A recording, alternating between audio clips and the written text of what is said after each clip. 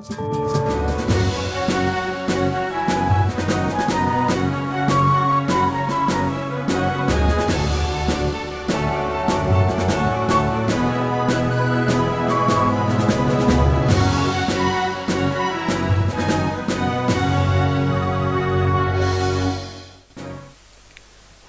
and welcome to Countrywide on Benue Television. I am Susan Ayo. The headlines: Benue State government flags off 2024 cropping season. Tinubu has political will to develop Niger Delta. Plus, reps vow to oppose workers sacking as federal government move to implement Orasanye reports. Now the news in details. Benue State government has flagged off 2024 cropping season and distribution of subsidized fertilizer and other improved agricultural inputs to Benue farmers. Governor Hyacinth Alia performed the ceremony Wednesday at the Ministry of Agriculture and Food Security with a call on the farmers to embrace modern means and best practices in agriculture for improved food production and security. Correspondent Emmanuel Akula covered the flag off and brings us details. I still the fish of this. May God bless and reward the work of our hands.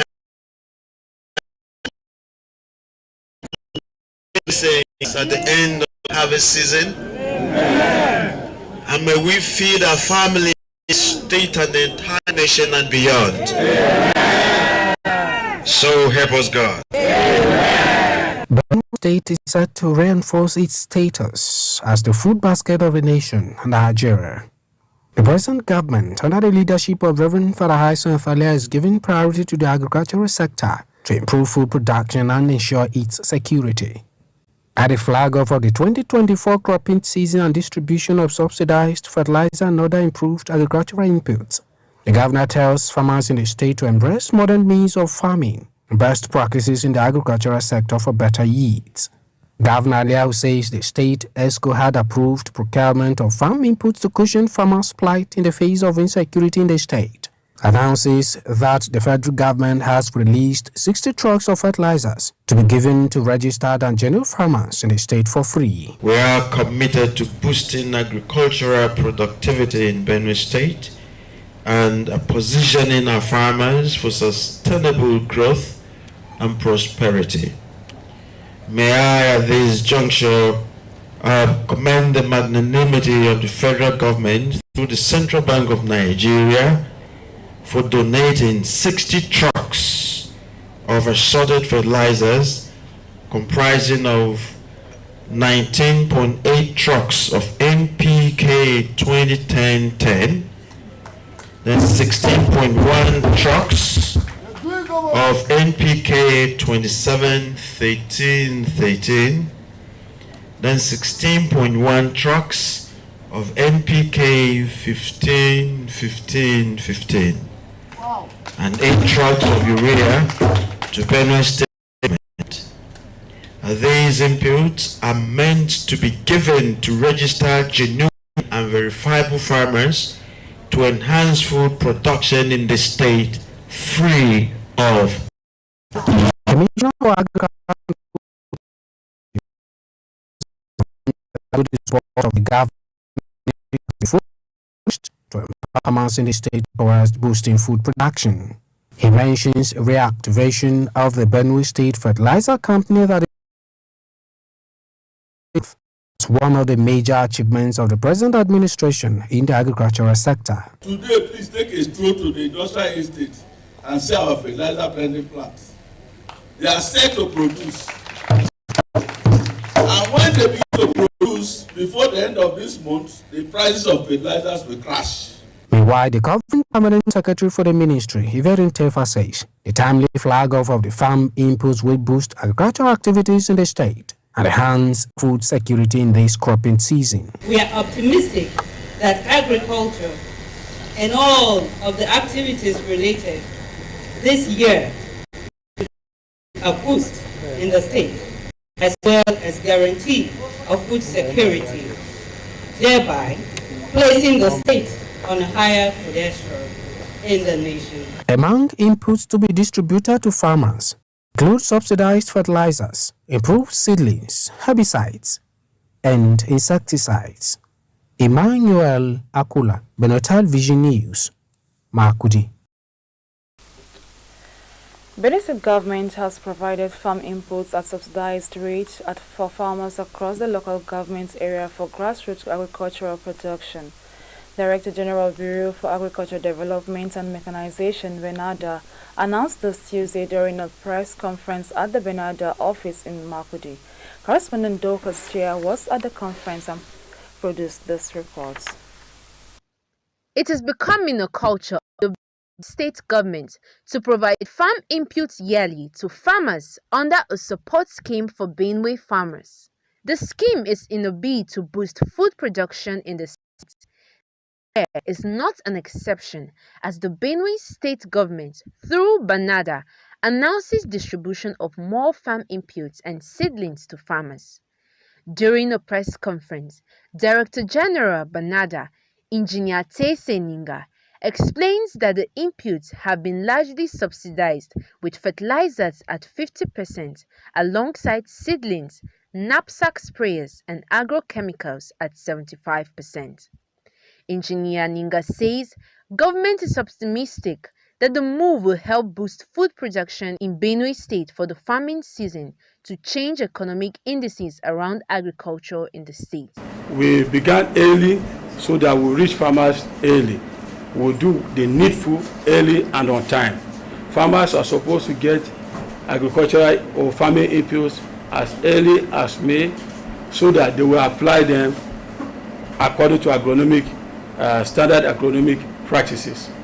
And we have been doing so, hoping to end in the middle of July as per supply, while the farmers will continue to apply to the end of July for most crops except for soybeans.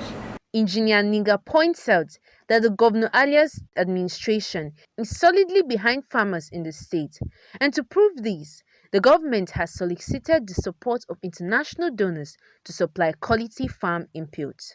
This government wants farmers to produce and improve their livelihoods. If you want farmers to improve their livelihoods, you have to give them what they need. The they need is in terms of farming inputs. Essential farming inputs are what? Fertilizer, seedlings, agrochemicals, and knapsack sprayers, and other small machinery, which is what is ongoing. The officials from the scheme inspect the warehouses containing the agro inputs in the process. The Farm Input Support Scheme commenced on the 26th of May 2024 and hopes to last till 17th of July 2024. Dorcas Chia, Benue Television News, Makudi.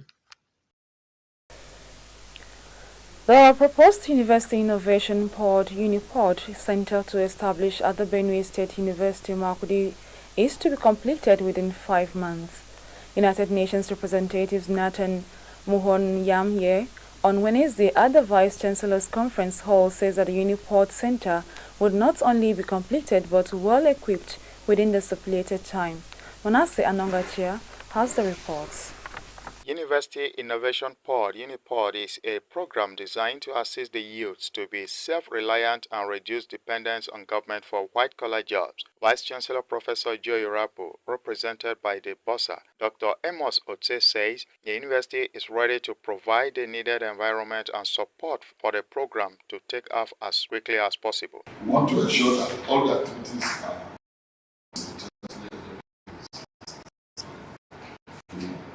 want to say that this is good to this project. This is you know that not just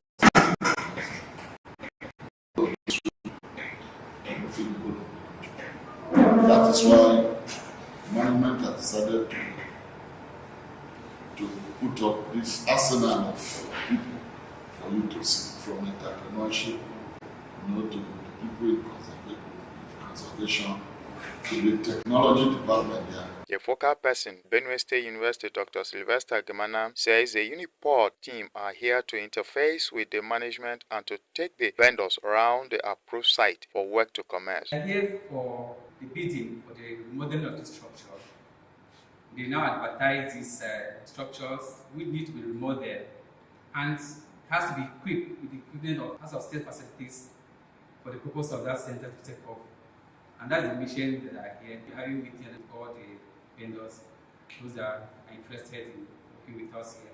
And the committee is set for us to monitor the activities, whatever they're going to be doing, to monitor the activities here in Benin State University. Representative of the United Nations and Uniport analyst Nathan Tumehami and team are conducting around the proposed site for a project. Nathan says the center, which will be fully equipped with a state-of-the-art facility, will house 7 mega sections: computer design lab, prototype lab, electronic lab, computer numerical control, CNC, renewable energy lab, creative lab, and wood workshop. UNDP is only coming in to support the equipment. Mind you, UNDP is a government agency. It's not a donor agency. So we look at things that are very critical to development. One of them is innovation and youth skill. We do that and then we leave the university to run with it.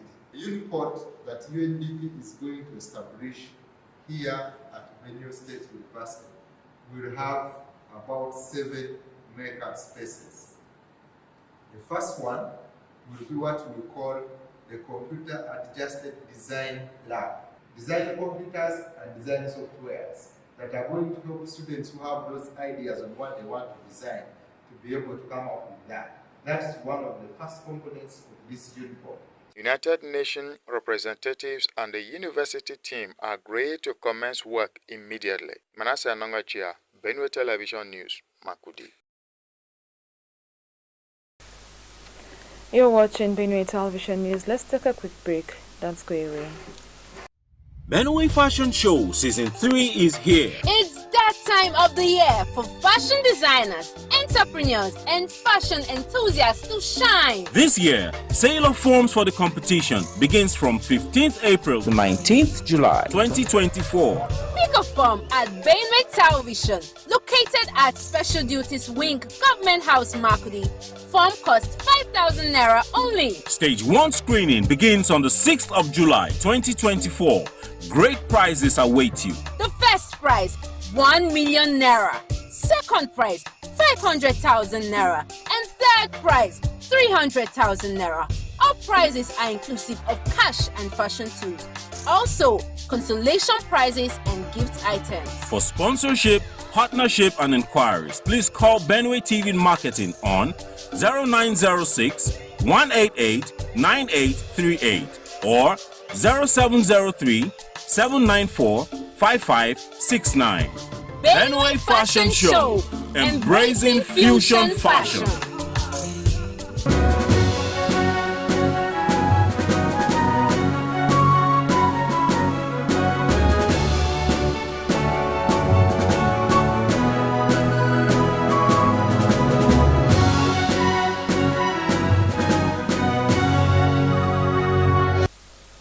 Glad to have you back.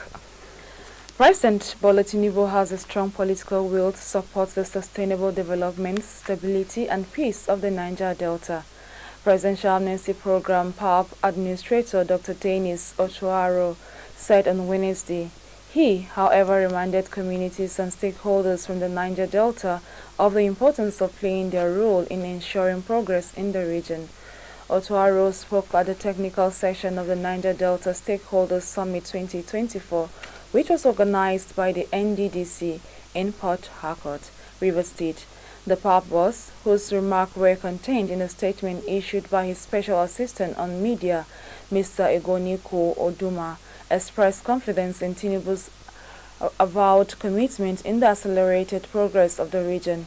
Otuaro emphasized that it was for the purpose of the PAP penultimate week held at the 4-day stakeholders engagement in Warri, Delta State, to drive home the President's renewed desire for sustainable peace and growth of the region, while underscoring the important place on stakeholders in the development of communities. Otuaro also advocated the project design and contract models should take into consideration the peculiarities of riverines and upland communities. The PAP boss urged all stakeholders to take advantage of the NDDC summit to encourage the inter-Benue agency to deliver on its core objectives. The Supreme Court will today deliver judgment on the suit the federal government filed to secure full autonomy for the 774 local government areas in the country, whereas the Apex Court notified the federal government of the judgment date through the Office of the Attorney General of the Federation and Minister of Justice. State governors were informed through their respective Attorney Generals. It will be recalled that the 7-man panel of the court, led by Justice Garba Lawal, had on June 13th reserved judgment on the matter after all the parties adopted their final briefs on argument. The states, in separate preliminary objections they filed before the Apex Court, sought the dismissal of the suit with substantial cost. They contended the AGF, Prince Latif Fagbemi San, who initiated the action on behalf of the local government, lacked the locus standi legal right to do so. However, the Ondo state government describes the AGF as a meddlesome interpoler and interfering in local government affairs. Aside from Ondo, some other states, including Lagos, Taraba, argued that they already had democratically elected local government officials in place, insisting that the suit by the federal government amounted to an abuse of judicial process. They argued that federal government ought to have joined them in the matter. The federal government has said food items to be imported into the country in the next 150 days will be subjected to recommended retail prices to bring down the high cost of food in Nigeria. This came a day the lawmaker representing Borno South Senatorial District, Senator Ali Njume, alleged that the food crisis in the country was further worsened by the fact that President Bola Tinubu was not accessible to be advised by lawmakers and even cabinet ministers. Recall that the government a few days ago suspended import duties and taxes on food items such as rice and wheat, among others. The Minister of Agriculture and Food Security, Abubakar Kari, who disclosed this on his X, formerly Twitter, handle yesterday, said having suspended duties and taxes on food items, the federal government will take a step further to subject items to be imported to what he described as the recommended retail prices. He also assured that the prices of food items in the country will crash in the next 180 days and pleaded with Nigerians to be patient with the government. The minister also explained that over the next 14 days, the Presidential Food System Coordinating Unit PFSCU and the Economic Management Team will, in collaboration, meet with respective agencies to finalize implementation frameworks for the policy of making food cheaply available for Nigerians. We'll take more news after this break. Don't go away.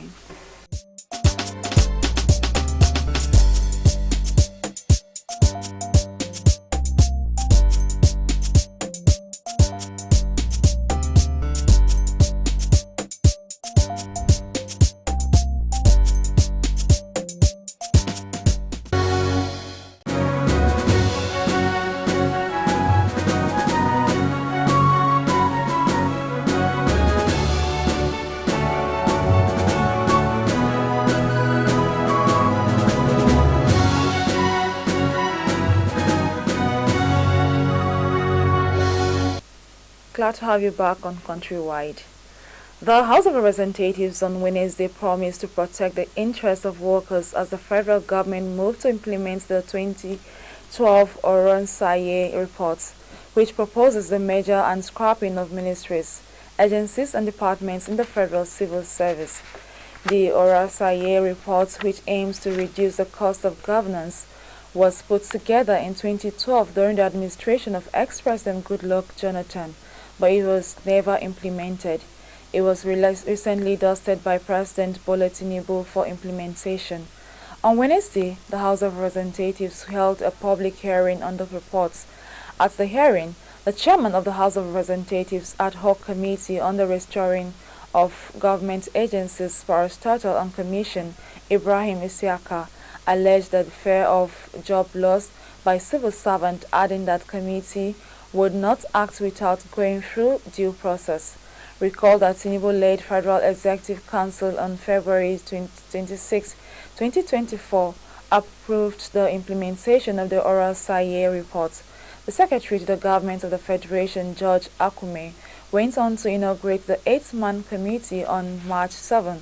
The committee was saddled with responsibility of implementing recommendations in the report within 12 weeks. The Economic and Financial Crimes Commission (EFCC) have arraigned the former Minister of Power, Saleh Mamman, today for allegedly laundering over 338 billion naira. Mamman, who served under ex-President Muhammadu Buhari, is expected to face 12-count charge based on offences he allegedly committed during his tenure between August 2019 and September 2021. The offences border on conspiracy to commit money laundering and processing and use of non-proceeds of criminal conduct. According to some of the charges, Mamman allegedly conspired with other officials of the Ministry of Power and private companies to indirectly convert a total sum of 338 billion naira, which was part of the proceeds of the unlawful activity. The EFCC said that the unlawful conversion was criminal breach of trust in relation to the funds released for Mambalial and Zungeru hydroelectrical power plant projects by the federal government of Nigeria. Also, he was alleged to have contravened Section 18, Subsection A, Section 15, Subsection 2b of the Money Laundering Prohibition Act 2011 as amended, and punishable under Section 15 of the same Act. The EFCC said Mamman therefore allegedly committed an offence contrary to the Section 1 and 18 of the Money Laundering Prohibition Act 2011 as amended, and punishable under Section 16, Subsection 2 of the same Act. Bearing any change in plan, the ex-minister will be arraigned at the Federal High Court, Abuja, presided over by Justice James Omotosho. The president of the Dangote Group, Aliko Dangote, has pledged 7 key interventions in Aliko Dangote University of Science and Technology, which will to post-education development. The offer by Dangote, who is the chancellor of the university, came barely a week after the paid 100 million naira upfront of Kano Electricity Distribution Company to restore electricity, the state-owned institution. This is contained in a statement by the Vice Chancellor, Professor Musa Yakasir, a copy of which was made available to the Punch on Thursday. According to Professor Yakasir, the intervention was a sequel to a formal request by the university management team for support during a thank-you visit to his Lagos office on Wednesday. Yakasir, who listed off areas of intervention in the statement, said Aliko Dangote pledged to construct a befitting Senate building for the institution, 3 additional students' hostel blocks, and the construction of 10 number senior academic staff accommodation. Other key areas Dangote has offered to intervene included a plan to upgrade the university's water treatment plant to address water supply issues, and as well bankroll the conduct of university 5th convocation seminar. The Vice Chancellor disclosed that the African richest man further reiterated his plan to provide sustainable energy solution to the university electricity supply problem, in addition to pledging to provide official vehicle to university's principal offices. With that, we've come to the end of our bulletin this afternoon. Before we go, a recap of the top stories. Benin State government has flagged off 2024 cropping season. Tinubu has political will to develop Niger Delta. We also told you that reps have vowed to oppose workers' sacking as federal government moves to implement Oral Saye reports. Thanks for being part of Countrywide on Benue Television. I am Susan Ayo. Remain blessed.